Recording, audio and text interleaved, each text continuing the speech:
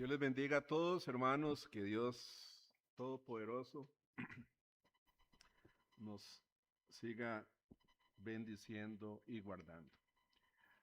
Vamos a, bueno, no les había dicho, se me olvidó, pero voy a iniciar una serie en el libro de de las cartas, las tres cartas de Juan. La idea es predicar sobre estas tres cartas, ¿verdad? De Juan. ¿Cuántos recuerdan en escuela dominical que Ricardo estuvo enseñando en escuela dominical esta carta, primera de Juan? Él duró más o menos 6 meses, casi 6 meses, todas las semanas enseñando sobre este libro. Me imagino que todos recuerdan, ¿verdad? Tienen así, primera de Juan. Ahora vamos a predicar sobre este libro. ¿Verdad? Entonces, para que lo estén leyendo también, vean que en 5 capítulos, ¿verdad? El hermano Ricardo duró casi 6 meses, imagínense, ¿verdad? 5 libros pequeñitos, 5 cartas pequeñitas, 5 capítulos, perdón, pequeños. Vamos a ver cuánto duramos nosotros con esta carta.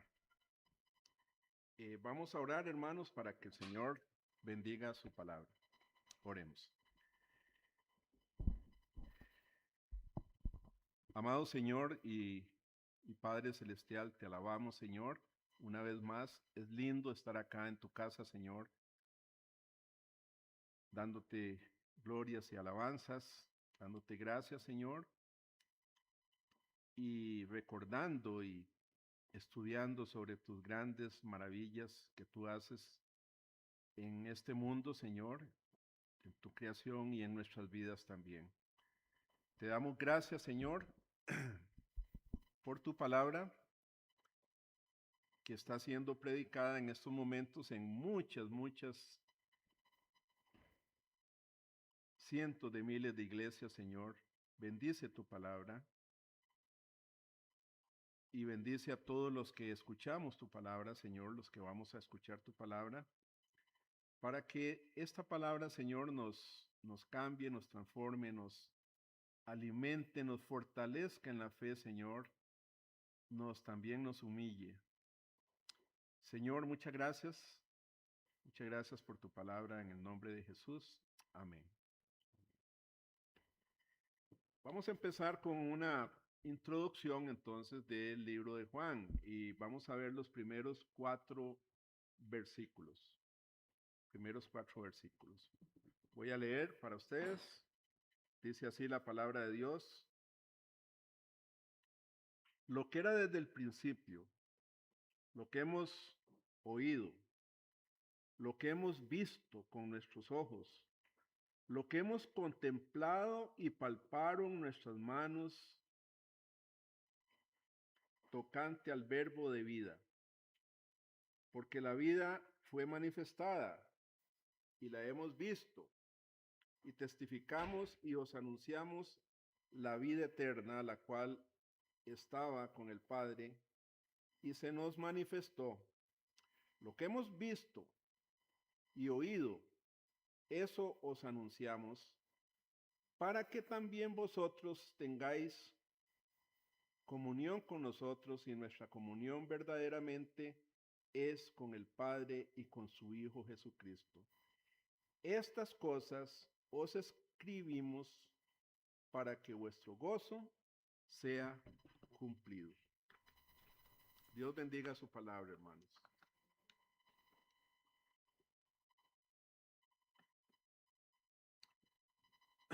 Nuestra sociedad, nuestra cultura occidental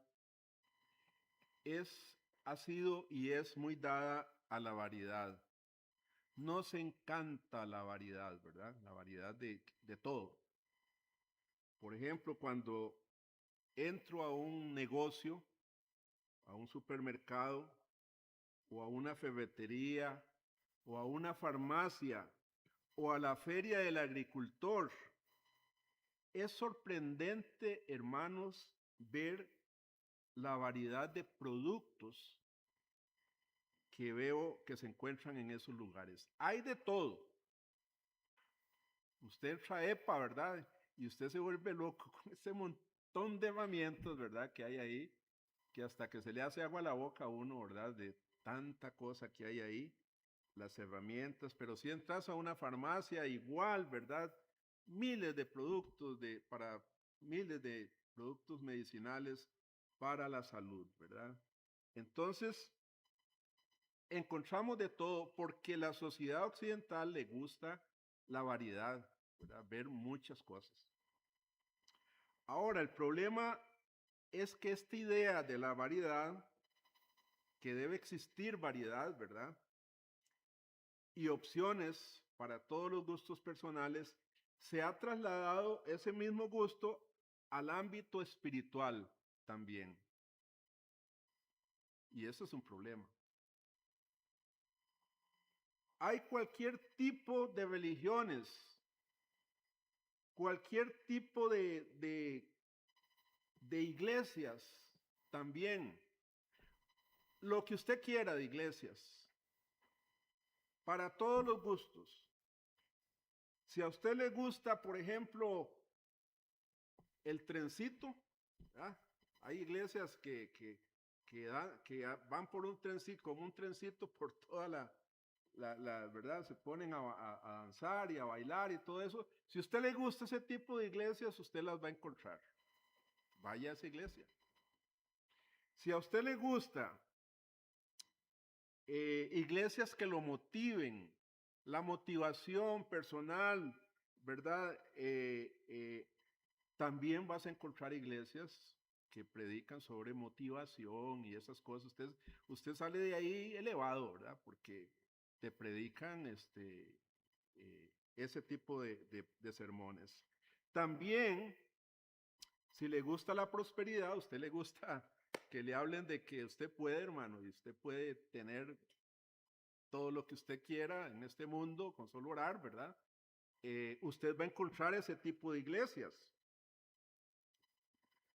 O si usted quiere una iglesia presbiteriana, un poco más cuadrada, como dicen algunos, ¿verdad? Iglesia cuadrada. Bueno, usted también, bienvenido a la iglesia presbiteriana. Entonces usted encontrará de todo tipo de iglesias para todos los gustos. Pero la cultura occidental no es la única que ha querido, hermanos, que todas las variedades de creencias sean válidas en todos lados, ¿verdad? Para cuando el apóstol Juan escribe esta carta,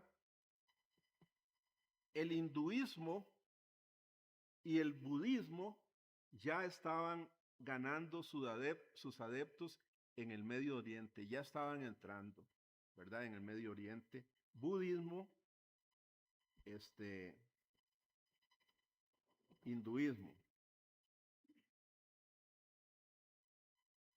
El gnosticismo, que creo que en los estudios de Ricardo también se explicó esto, el gnosticismo decía que Jesús realmente no era Dios encarnado.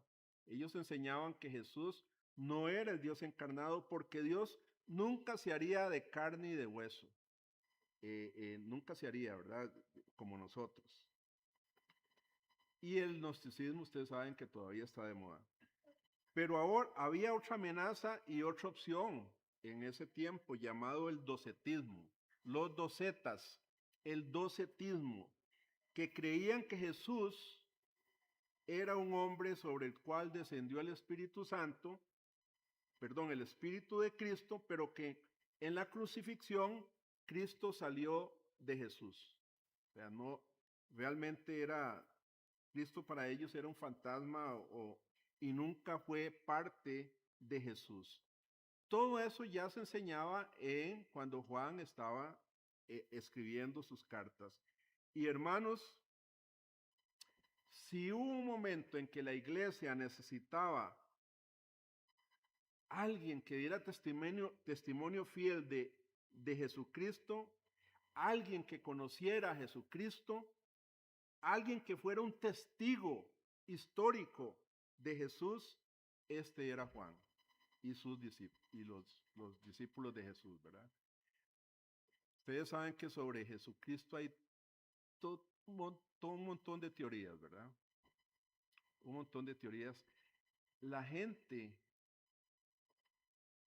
han oído de Jesucristo, pero no conocen al Cristo de la Biblia.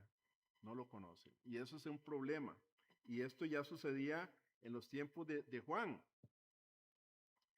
Y hermanos, yo digo también que si hay un momento en la historia de la iglesia que Jesucristo necesita ser explicado y clarificado a una cultura como la nuestra, abierta a toda clase de opciones espirituales y gustos personales, es el día de hoy. Nosotros tenemos que conocer quién es Jesucristo. ¿Quién es Jesús para nosotros? ¿Quién es Jesús para el mundo? ¿Verdad? Tenemos que tener muy claro eso para poder explicarle a algunos que tienen un concepto equivocado de Jesucristo. Por ejemplo, yo sé que muchas personas de la Iglesia Católica Romana, yo les pregunto, ¿vos crees en Jesucristo? Claro, me dice. ¿Y crees que Jesucristo es tu Salvador, que vino a salvar tu vida? Sí, claro, claro. Dice. ¿Y crees que vos vas a ir al cielo cuando muras? Ah, no sé. Entonces, crees que vino a salvarte, pero no crees que vas al cielo. Ven la, ¿verdad? La confusión que hay sobre la persona de Cristo. Por eso vamos a estudiar hoy vamos a estudiar estas semanas 3 cartas de un testigo ocular de la vida, muerte y resurrección del bendito Hijo de Dios. Es un anciano de más o menos 80 años, tenía en ese tiempo, llamado Juan. Juan y su hermano mayor, Jacobo, eran judíos que habían crecido y heredado seguramente el negocio pesquero de su papá Zebedeo, los hijos del Zebedeo. Ellos fueron de los primeros hombres que Jesús llamó para que le siguieran como discípulos. Juan fue el más joven de los apóstoles y el único en llegar anciano. La tradición cuenta que a Juan lo echaron en una palangana ahí, no sé cómo baila, como le echaron hirviendo y no le pasó nada, ¿verdad? Y Juan llegó a anciano. Fue el único que llegó anciano. Era el discípulo amado, Jesús lo llamaba como su discípulo amado. Antes de escribir estas cartas, Juan ya había escrito uno de los 4 evangelios de Jesucristo, el Evangelio de San Juan. Por 40 años había permanecido sin escribir nada, pero en su vejez, ya viejito, escribió estas 3 cartas, 80 años, primera, segunda y tercera de Juan. Después fue exiliado a la isla de Patmos, donde escribió el gran libro de Apocalipsis, ¿verdad? Inspirado por el Señor. Después de su exilio en Patmos, Juan volvió a su hogar en Éfeso, donde él continuó sirviendo su sentencia por el resto de su vida. Un autor escribió que el Evangelio de Juan nos ayuda a recordar tanto el pasado, el presente y el futuro, ¿verdad? nos ayudan a recordar, a enfrentar también el presente, y el Apocalipsis de Juan revela el futuro, ¿verdad? Futuro de la iglesia. Si alguien entonces, hermanos, calificaba como un testigo de Jesús, de las realidades pasadas, presentes y futuras de Jesucristo, era este anciano hombre llamado Juan. Este hijo del trueno, como los apodó Jesús, no comienza, si ustedes ven, no comienza su carta con una introducción. No la comienza con una introducción como normalmente lo hacían. Comienza su defensa de una vez de quién es Jesucristo. Y es que conocer, hermanos, la persona de Jesús afectará la eternidad de cada uno de nosotros. De cada uno de quien escucha de Jesús va a afectar su eternidad. Y notemos que su defensa, hermanos, está basada en esta afirmación que él repite una y otra vez. Él era un verdadero testigo de Jesucristo. Él lo vio, lo tocó, lo escuchó. Él comió con Jesús. Él estuvo con Jesús. Entonces, como primer punto, vamos a ver tres evidencias claras del testimonio de Juan, de un testigo de Jesús. Juan comienza entonces dando tres evidencias de que es un fiel testigo de Jesús, de los hechos de Jesús. Vean las primeras palabras en el versículo 1. Lo que era desde el principio. Juan lo que está diciendo aquí no está hablando de la eternidad, de la existencia divina de Jesús. No está hablando de la eternidad, Él está hablando aquí del principio de la vida de Cristo en la tierra, desde que Él nace, cuando Él nace. Juan aquí se está refiriendo a aquel evento de suma importancia cuando Dios, el Hijo, nació encarnado a través de la Virgen María y la concepción del Espíritu Santo. Jesús era 100% Dios, 100% hombre, 100% Dios, 100% humano. Y hay momentos en la vida de Jesús cuando uno habría pensado que Jesús no podía ser humano. Por ejemplo, cuando Él calmó la tormenta, una gran tormenta, Él calla y la tormenta se calla, se cesa. ¿Quién es ese? O sea, ¿cómo puede hacer un hombre callar una tormenta?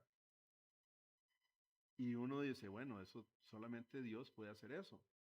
Pero también hubo momentos, hermanos, cuando fue tan vulnerable que uno hubiera pensado que Jesús no era Dios. Por ejemplo, cuando estaba en la cruz y Él clamaba, Padre, ¿por qué me has desamparado? Uno diría, ¿no era Dios? Y la gente, los que estaba viendo su crucifixión, decían, si eres hijo de Dios, bájate de la cruz.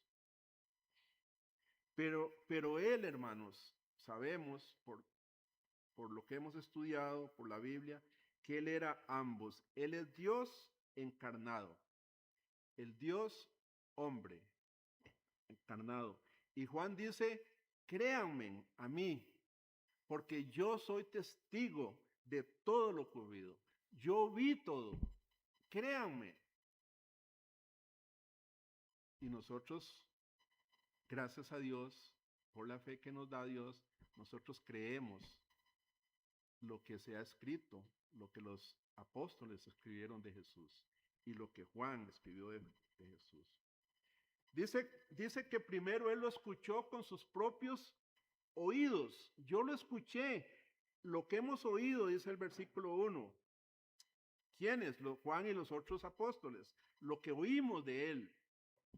En otras palabras, Juan no estaba repitiendo lo que otras personas habían dicho que él dijo. No, él estuvo ahí y había escuchado todo con sus propios oídos. Había escuchado al maestro. Lo diría Juan, lo oí enseñar en los montes y en las sinagogas. Estuve ahí cuando la audiencia asombrada dijo, jamás hombre alguno ha hablado así, cuando Jesucristo predicaba. Jamás alguien ha hablado así. También dice Juan, lo escuché cuando parado sobre el bote, sobre el bote en el mar, ¿verdad? Le dijo al viento y a las olas, calla, enmudece, y todo se calmó. Y lo escuché, dice Juan, cuando delante de la tumba gritó, Lázaro, sal fuera. Yo lo oí, yo lo escuché, dice Juan, ¿verdad? Escuché todo eso. Y Lázaro resucitó. Sí, dice Juan, yo estuve ahí, yo lo escuché con mis propios oídos. Yo puedo declararme testigo de la palabra de Cristo. Por eso, hermanos, no hay duda, ¿verdad? De la inspiración de la Biblia y de un testigo como Juan, que existió, fue un hombre como nosotros, ¿verdad? Escribió cartas, etc. En segundo lugar, dice Juan, lo vi con mis propios ojos, lo que hemos visto con nuestros ojos, lo que hemos contemplado.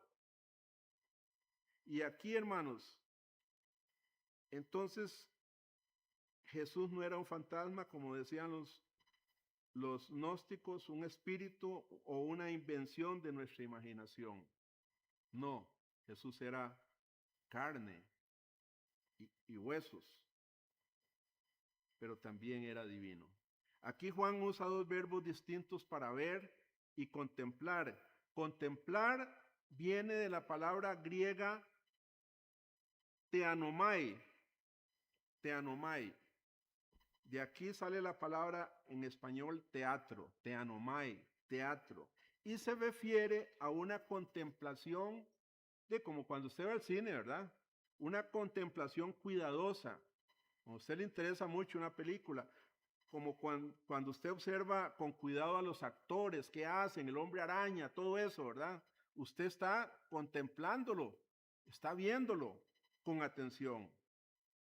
Y Juan dice, Jesús estaba en el escenario de la historia, como en un teatro, y nosotros lo contemplamos cuidadosamente actuar en su rol como Dios encarnado, como el Dios encarnado.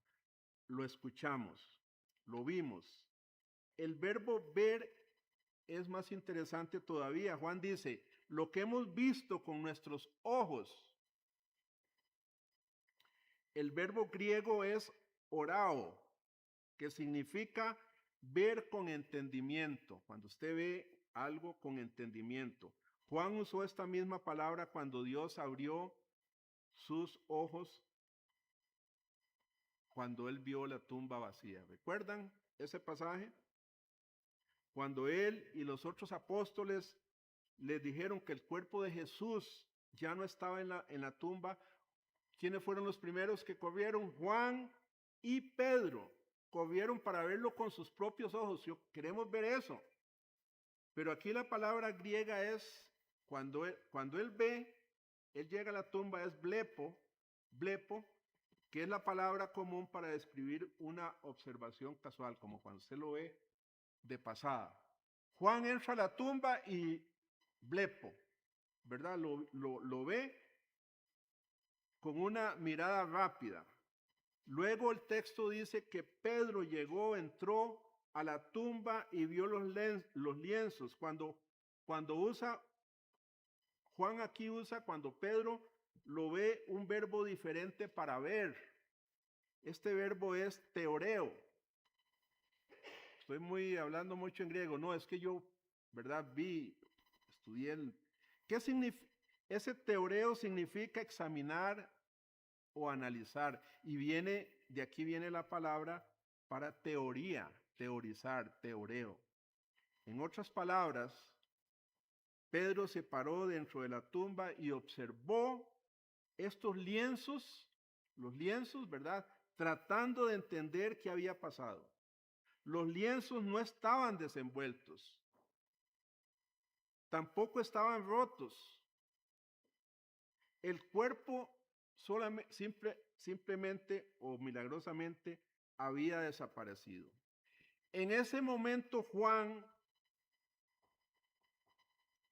escribe en su evangelio que él se acercó de nuevo para inspeccionar los lienzos de cerca y vio.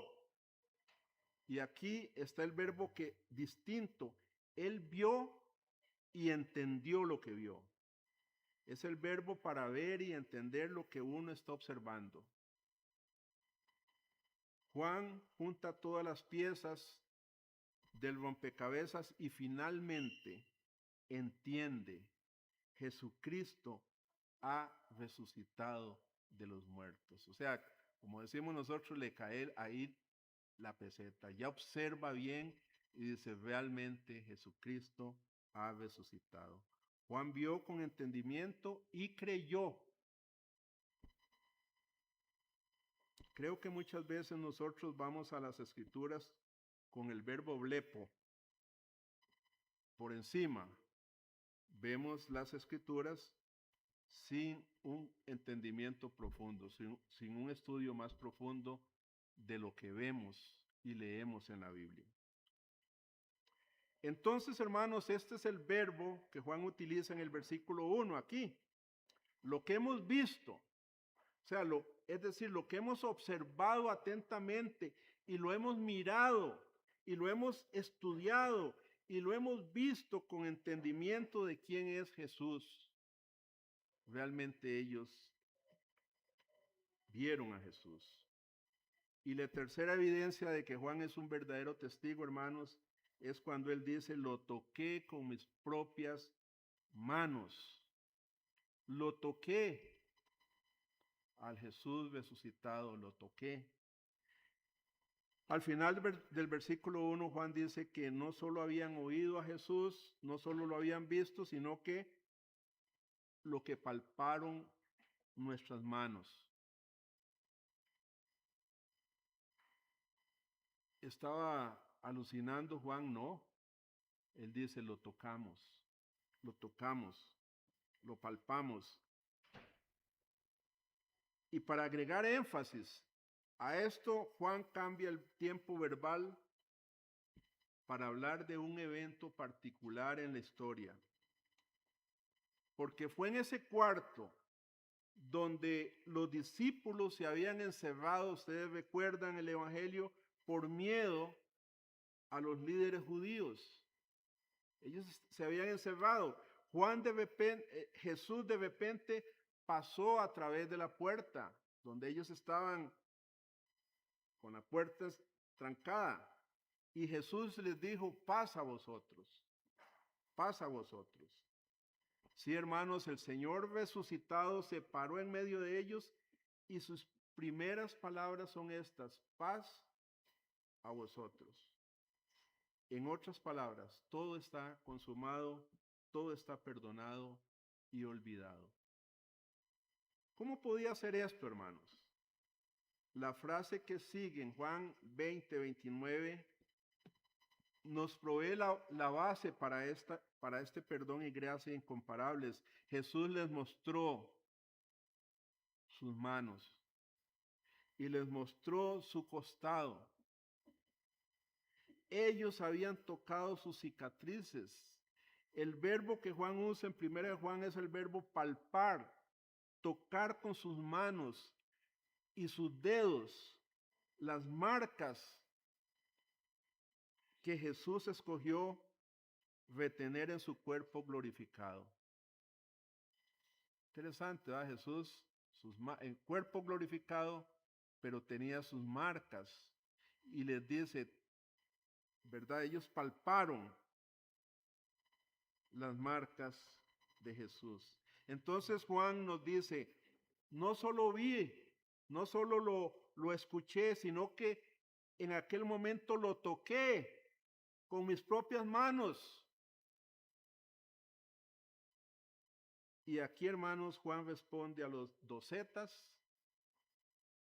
y a los gnósticos en una sola frase. Jesús no era un fantasma como creían los primeros, o una visión espiritual sin cuerpo como creían los segundos, los docetas. Él es real. Dios tiene un cuerpo glorificado, tangible, resucitado y eterno. Entonces Juan diga, entonces le podríamos preguntar a Juan, ¿quién es Jesús, Juan, entonces? Y Juan termina el versículo 1 escribiendo, Él es el verbo de vida. ¿Quién es Jesús, Juan? Él es el verbo de vida. Literalmente el logos de vida. Recuerden que para el mundo griego la palabra logos, que significa palabra o verbo, también implicaba significado, razón y propósito. Juan dice, Dios es el logos, es el logos de vida. Él es el significado de la vida. Él da propósito a la vida. Él es la explicación de la vida. Es todo.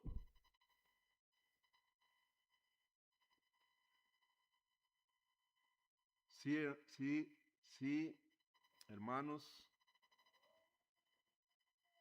y hombres de este mundo, rechacen a Jesucristo. Rechácenlo. Y ignórenlo. Como si Jesús no existiera. Ignórenlo, como hace muchísima gente. ¿Verdad? Se levanta en la mañana, se van a sus trabajos llenos de tensiones, de problemas, e ignoran completamente al Hijo de Dios en sus vidas diarias. Rechácenlo, ignórenlo, háganlo a un lado y estarán rechazando ustedes el significado, el propósito y la explicación de la vida. Separados de mí, dice el Señor, nada pueden ustedes.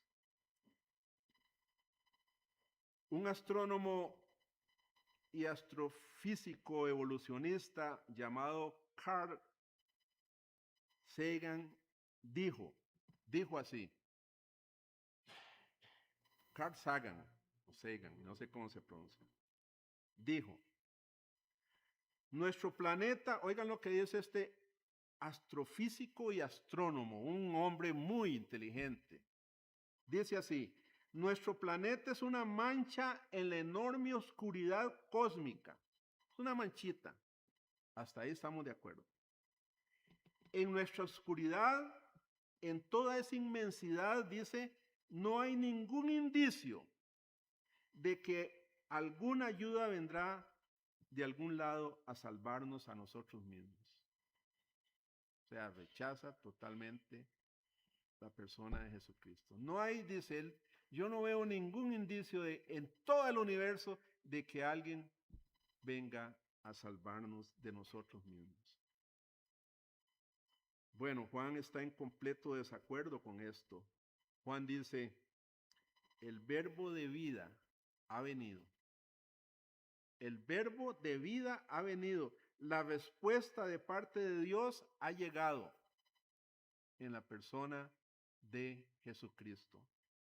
Y Lucas escribe en el capítulo 19:10, Él vino para buscar y salvar lo que se había perdido. Qué lindas palabras, ¿verdad? Él vino a buscar, Él vino para buscar y salvar lo que se había perdido. Sí, hermanos, usted y yo, y miles de cristianos que han creído en Él. Él vino a buscarlos. Como segundo punto, hermanos, vamos a ver dos afirmaciones que hace un testigo fiel. En el versículo 2, Juan hace dos afirmaciones acerca del verbo de vida. Primero, notemos que Juan escribe que la vida, es decir, Jesús, la vida, fue manifestada. Fue manifestada. La vida, dice Juan, porque la vida fue manifestada y la hemos visto. En otras palabras, la vida apareció. La vida se hizo visible y tangible. Jesús apareció en la historia de la humanidad. Juan usa la misma palabra para anunciar, hermanos, la segunda venida de Jesucristo. Aquí, la vida apareció. Hermanos, Jesucristo entró en la historia de la humanidad en su primera venida. Y nuevamente va a aparecer en la historia de la humanidad en su segunda venida. Y esta venida será literal también. Lo veremos. Será literal, física, tangible y real. Y seremos capaces de palparlo también, de tocarlo y abrazarlo y adorarlo a sus pies en su segunda venida. Entonces, la primera afirmación sorprendente que hace el apóstol Juan es que Dios se encarnó. Cuando vino la primera vez, se encarnó. La segunda afirmación que hace Juan es que Jesucristo es Dios, el mismo Dios verdadero. Es igual que Dios su Padre. Él dijo, yo y mi Padre somos uno. Siguiendo el versículo 2, sigue diciendo, Él, Jesús, el verbo de vida, es la vida eterna. Es la vida eterna, la cual estaba con el Padre y se nos manifestó. El verbo estaba, aquí se refiere a la continua existencia pasada del verbo de vida. Estaba continuo, siempre estuvo con el Padre. Sigue diciendo la cual estaba con el Padre. Esta preposición con nos habla de una relación cara a cara. Era lo mismo que existía en el misterio de la Trinidad. Jesús, hermanos, el preencarnado Hijo de Dios, existía ya en la eternidad, en comunión estrecha con el Padre. Padre, el misterio de la Trinidad, ¿verdad? Y esta es la razón por la que Juan puede afirmar haber existido antes de ser encarnado. Jesús dijo en Juan 8:58, antes que Abraham fuese, yo soy, yo soy. Es la razón por la cual pudo decir yo soy. ¿Recuerdan esa frase yo soy? Es por lo cual Juan, digamos, puede decirnos que él está realmente atestiguando y proclamando que Jesucristo no es solo el verbo de vida, sino el verbo de vida eterna. El verbo de vida eterna, hermano. ¿Qué hace usted cuando escucha algunas buenas noticias?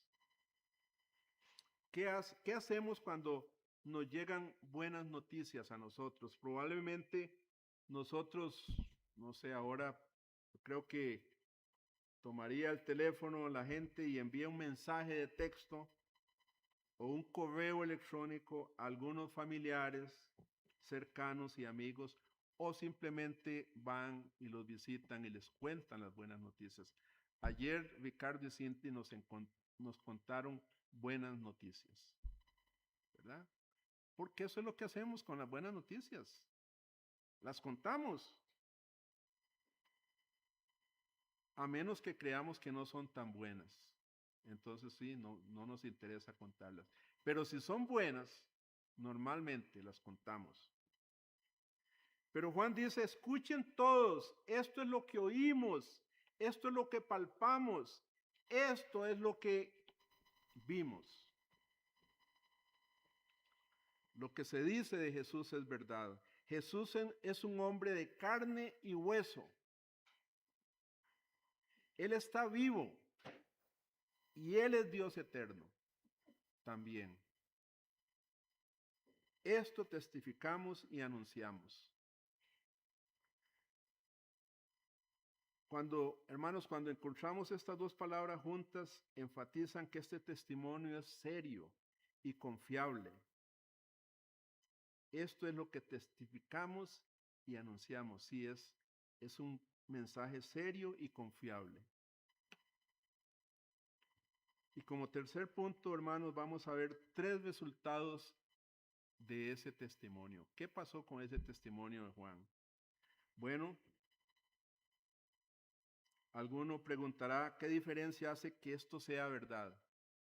¿Cómo me afecta a mí que esto sea verdad? ¿Hay algún beneficio, algún cambio transformador en mi vida de que el testimonio de Juan sea verdad? Me transforma, son buenas noticias para mí lo que Juan está diciendo aquí, o voy a seguir como siempre.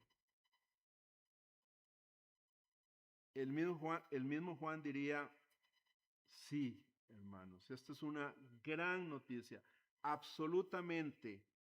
Y de hecho, vamos a ver estos 3 cambios. Hay 3 cambios en la vida de una persona que ha escuchado el testimonio de Juan. En primer lugar, hay una relación.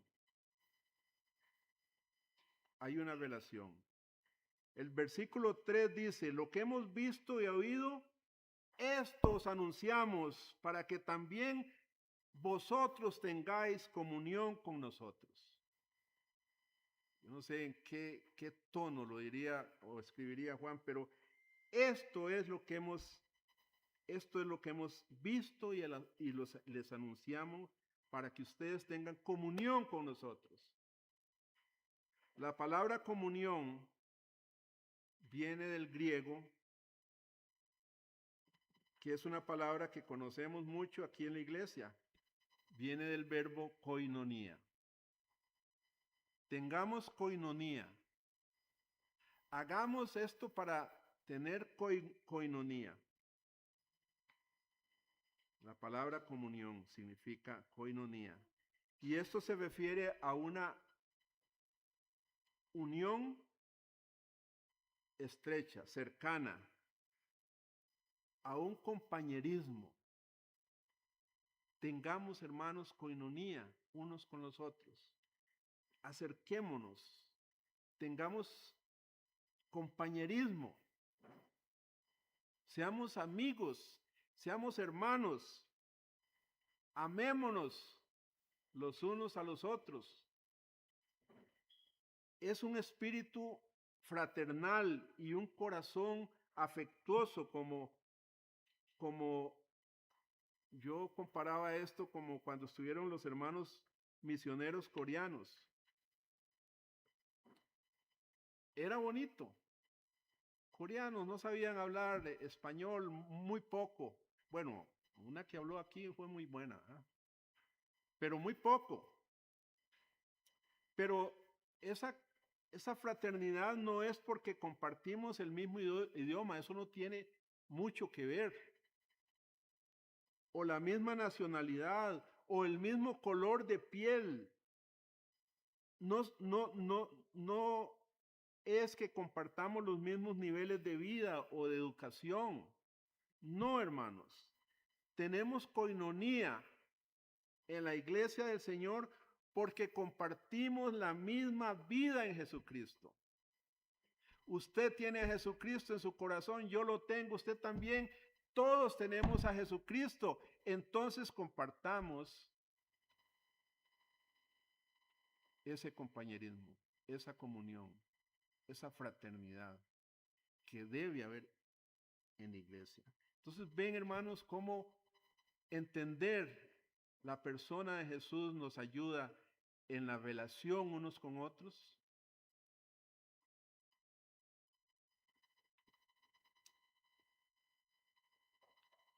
Tenemos coinonía porque compartimos la vida de Jesucristo. Y esta es la razón por la que usted puede conocer a un hombre o mujer, un joven o un anciano, y no saber nada de ellos aparte de que pertenecen a Jesucristo, e inmediatamente usted conoce a alguien que conoce a Jesucristo, inmediatamente hay confraternidad. Hermano, hermana, mucho gusto en conocerte. Inmediatamente, así debe ser. Yo hace muchos años con Guillermo Green nosotros viajábamos a Centroamérica y yo nunca había viajado a Centroamérica, bueno, excepto Nicaragua, pero no conocía otros países. Y era interesante, íbamos en esa cachavilla que él tiene todavía, la Canán, ¿verdad? Íbamos ahí y me encantaba cuando nosotros llegábamos a El Salvador, una iglesia por allá, larguísimo, en un pueblito por ahí. Y qué bonito, ¿verdad? Nos recibían y abrazos y hermanos y venga aquí, comidita. Ni los conocía, nunca los había visto, pero teníamos en común a Jesús, hermanos. Había una comunión inmediata, como si nos hubiéramos conocido de años, un vínculo cercano por nuestra comunión en el Evangelio de nuestro Dios encarnado Jesucristo. Entonces, como ven, hermanos, ya que pertenecemos a Cristo, todos nos pertenecemos unos a otros. En la Biblia, si ustedes buscan esa palabra unos a otros, se le encuentran montones de veces, ¿verdad? Unos a otros, unos a otros. Amémonos unos a otros, apoyémonos, etc. Entonces, el primer resultado de ese de eso que está diciendo Juan, de ese testimonio de Juan, hay una relación de conocer a Jesucristo verdaderamente. El segundo punto es que hay una reconciliación también. Hay reconciliación. Vean el versículo 3. Y nuestra comunión verdaderamente es con el Padre y con su Hijo Jesucristo. Entonces hay una comunión horizontal, ¿verdad? Es lo que tenemos aquí en la iglesia cuando venimos, una comunión horizontal y unos con otros, y hay una comunión vertical. Dios con nosotros. Hemos sido reconciliados, hermanos, con Dios a través de Jesucristo. Ya no estamos en conflicto con Dios, sino en comunión con Él. Hay una relación, hay una comunión. Ya no estamos, ya Dios no está enojado con nosotros. El apóstol Pablo en 2 Corintios 5, 16, 18 escribe: y todo esto proviene de Dios, quien nos reconcilió consigo mismo por Cristo y nos dio el ministerio de la reconciliación. Amén. Nos dio el ministerio de la reconciliación. Ahora, hermanos, por Cristo nosotros tenemos el ministerio de acercar a las personas a Dios para que puedan ellos también reconciliarse con Dios. Y esta es la gran pasión de Juan en su carta. Reconciliar personas unas con otras. Reconciliar a los hermanos unos con otros y reconciliar personas con Dios. Muchas personas no tienen esa bendición. Y esto es lo que implica que Jesús es el Dios encarnado, hermanos. Juan agrega también un tercer beneficio de la verdad de su testimonio. hay regocijo. Hay un gran regocijo, hay una gran felicidad, dicha, bienaventuranza. Vea el versículo 4. Estas cosas os escribimos para que vuestro gozo sea cumplido. ¿Qué significa esto? Algunas versiones lo traducen para que vuestro gozo sea completo, completo. Cualquiera de las dos está bien porque su gozo era el gozo de Juan. Y el gozo de Juan era el gozo de ellos. Hermanos, el Evangelio trae gozo. Cuando usted viene aquí a la iglesia, hermanos, si usted se acuerda, ahora estaba meditando en la canción Maravilloso es el gran amor de Dios y todo lo que la letra dice esa canción. Maravilloso es el gran amor de Dios. Él nos reconcilió con su Hijo, nos perdonó, nos dio una vida nueva. Debe haber gozo. Debe traer gozo. Ahora, este gozo, lo que tenemos es en parte. Tenemos un gozo ahora en parte. ¿Por qué? Porque nosotros vivimos en un mundo caído, afectado terriblemente por el pecado. En nuestro estado pecaminoso, nuestras emociones cambian y flaquean. Usted no todos los días se levanta con gozo. A veces se levanta, como decía mi madre, con el delantal torcido, decía mamá. Te levantaste con el delantal torcido. Y eso es que estaba bravo, ¿no? No siempre nuestras emociones están bien. A veces flaquean. Nuestro espíritu a veces está elevado, a veces decae. Nuestros sentimientos a veces están bien, suben o bajan. Nosotros estamos así. Y solo nos sostenemos en el gozo de nuestra salvación, hermanos. Piense, todos los días piense, uy, Señor me salvó. Tengo sus promesas, como Abraham. Tengo sus promesas. Y eso le va a animar. Ahora estaba pensando cuando Ricardo estaba enseñando que Dios le dice a Abraham, ve a las estrellas, así va a ser tu descendencia. Y yo digo, cuando vemos la cruz, vemos la gran fidelidad de Dios hacia su pueblo, ¿verdad? La culminación del amor de Dios en esa cruz del Calvario. Y eso, cuando nosotros estamos bajoneados, debemos pensar en nuestra salvación, hermanos, nuestra gran salvación.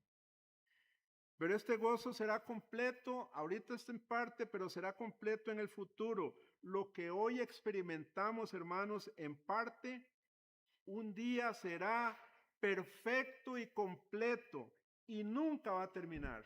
¿Se imaginan ustedes en un mundo así, lleno de gozo por la eternidad?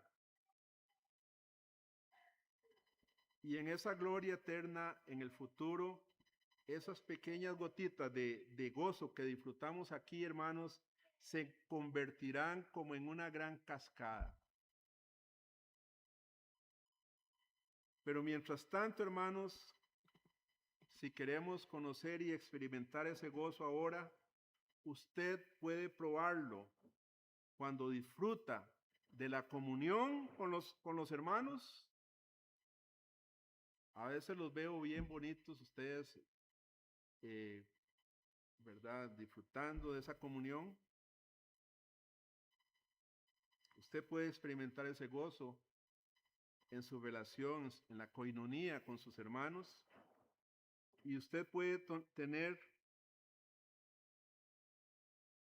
también un sorbo de este gran gozo cuando camina en comunión con Dios y su Padre y en Jesucristo, quien dice Juan, Él es nuestra vida, nuestro eterno Señor. Ahí es donde está el gozo, hermanos. El gozo del Señor, mi fortaleza es. ¿Recuerdan ese corito? El gozo del Señor, mi fortaleza es. Que Dios bendiga su palabra, hermanos, que estos 3 puntos, ¿verdad? De comunión, relación y gozo esté sobreabundando en nosotros y que sigamos conociendo o aprendiendo de ese gran Jesucristo, de ese gran Salvador y Redentor que vino a morir por nosotros. Que Dios les bendiga, hermanos. Vamos a orar, darle gracias a Dios. Padre nuestro que estás en los cielos, gracias, Señor. Gracias por ese testimonio del apóstol Juan y los otros discípulos, Señor, que ellos te escucharon, te vieron, palparon, Señor, te conocieron profundamente. Y eso lo llenó siempre de gozo, Señor, especialmente después de la resurrección. Señor, nosotros tal vez no hemos visto con nuestros ojos. Bueno, serían con nuestros ojos espirituales, Señor, que podemos verte. Con nuestros oídos espirituales, escuchando tu palabra, conociendo tu palabra más a profundidad, Señor, como debemos hacerlo. Gracias, Señor. Gracias por ese gozo, esa relación, esa comunión que tenemos, esa reconciliación contigo, Señor. Es tanto, Señor, es tanta bendición que de veras nuestros corazones se llenan de gozo. Ayúdanos, Señor, a seguir con ese gozo el resto de la semana, con esa comunión entre hermanos, esa coinonía, Señor, disfrutando de esa reconciliación contigo. Gracias te damos y oramos a ti, Señor, en el nombre de Jesús. Amén y amén.